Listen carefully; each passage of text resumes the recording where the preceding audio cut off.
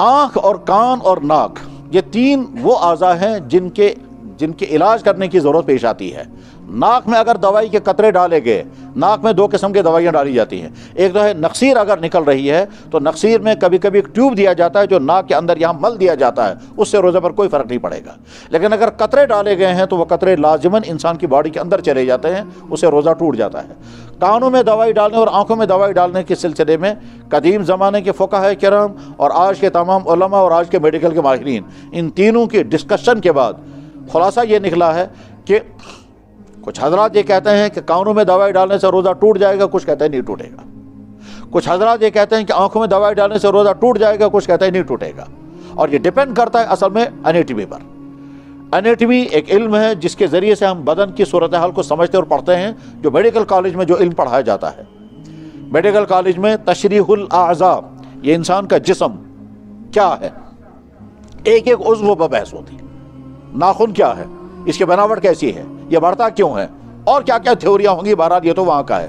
یا جیسے سمپل لفظوں میں بتاؤں گا، کڈنی کیا ہے، اس کا فنکشن کیا ہے، اس کے اندر نیفرون کتنے ہیں، یہ فیل جب ہو جاتی ہے تو کیوں فیل ہو جاتی ہے، یہ ساری ڈیٹیل جس علم میں پڑھائی جائے گی اس کو کہیں گے علم تشریح الاعضاء، یا اس کو کہیں گے آج کے زمانے میں انیٹمی۔ انیٹمی کے ماہرین نے جب پہلے زمانے میں کہا کہ کان میں دوائی ڈالیں گے تو معدے میں چلی جائے گی، یہاں سے فقہاء کرام نے فیصلہ سنایا کہ روزہ ٹوٹ جائے گا۔ اور آج کے انیٹمی کے ماہرین یہ کہتے ہیں کہ کان میں دوائی ڈالنے سے معدے کا کوئی قطرہ نہیں پہنچے گا، کیونکہ کان اندر سے بند ہے، کان کے اندر سے پردہ ہے، اس پردے کی وجہ سے کوئی چیز اندر جا ہی نہیں سکتی، وہ تو وہیں پردے تک رکی رہے گی، الا یہ کہ پردہ پھٹا ہوا ہو۔ تو اگر پردہ پھٹا ہوا ہوگا تو پھر نیچے چلا جائے گا اور پھر معدے میں بن جانے کا امکان ہے۔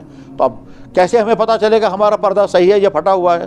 احتیاط یہ ہے، احتیاط کا تقاضا ہے کہ آپ روزے کی حالت میں کانوں میں دوائی نہیں ڈالیں گے، لیکن اگر سخت درد ہے اور سخت درد کی وجہ سے بے قراری ہے اور آپ روزہ برابر نہیں کر تو اس وقت دوائی ڈال دیں، آپ کا روزہ نہیں ٹوٹے گا۔ یہ ہے اس وقت کا مختصر فیصلہ۔ آنکھوں کے متعلق بھی یہی صورتحال ہے۔ آنکھوں کے متعلق ایک تحقیق یہ ہے کہ آنکھوں میں دوائی ڈالنے سے معدے پر کوئی اثر نہیں پڑتا۔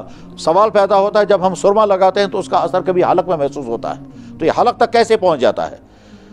کچھ حضرات کی رائے یہ ہے کہ مسامات کے ذریعے سے پہنچتا ہے، اور مسامات کے ذریعے اگر حلق تک اثر پہنچے گا اس سے روزہ نہیں ٹوٹتا۔ لیکن دوسری رائے یہ ہے کہ نہیں، مسامات کے ذریعے سے نہیں، آنکھ کے کنارے پہ ایک سوراخ ہے، اس سوراخ کے ذریعے سے پانی جو ہے وہ اندر چلا جاتا ہے، اور وہ سوراخ موجود ہے، اور ہے یہ تو آنکھ کے ماہرین بتاتے ہیں، تو وہاں سے وہ پانی کا قطرہ اندر چلا جاتا ہے۔ تو بہرحال کچھ حضرات کی رائے یہ ہے کہ آنکھ میں دوائی ڈالنے سے روزہ نہیں ٹوٹے گا۔